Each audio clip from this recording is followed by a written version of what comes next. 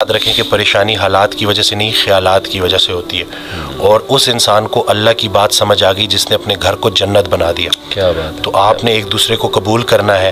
اور اگر آپ کے ارد گرد کے لوگ آپ کو ذرا ٹف ٹائم دے رہے ہیں نا، تو اس کے ذریعے اللہ تعالیٰ آپ کا صبر بڑھا رہا ہے، آپ کی برداشت بڑھا رہا ہے. تو ان کو قبول کریں اور ان سے بات کریں. اور ایسے نہیں ہے کہ آپ نے سارے ارد گرد کے رشتہ داروں کو ملٹیپلائی بائی 0 کر دیا جی. اور وہ پھر میں وہی بات بولوں گا کہ جس نے لوگوں کو ریجیکٹ کیا اور صرف خالص توحید کا دعویٰ کیا، وہ شیطان بھی تھا. اس نے لوگوں کو ریجیکٹ کر دیا تھا، انسانوں کو ریجیکٹ کیا تھا.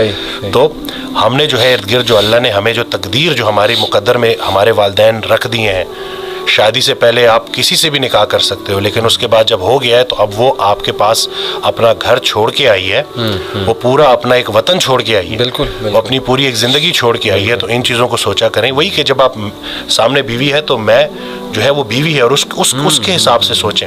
اسی طرح سے بچوں کو لے کے شفیق ہو جائیں.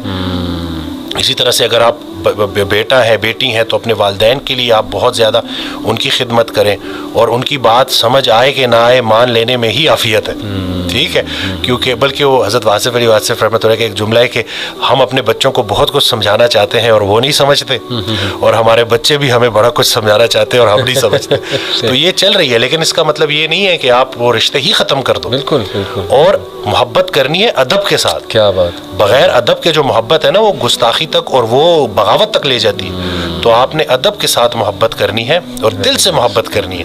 اور پھر اسی طرح سے جب آپ کا گھر جنت بن جائے گا تو انشاءاللہ باہر بھی اس کی خوشبوئیں جائیں گی اور اس کی آسانی لوگوں میں بھی بٹے گی.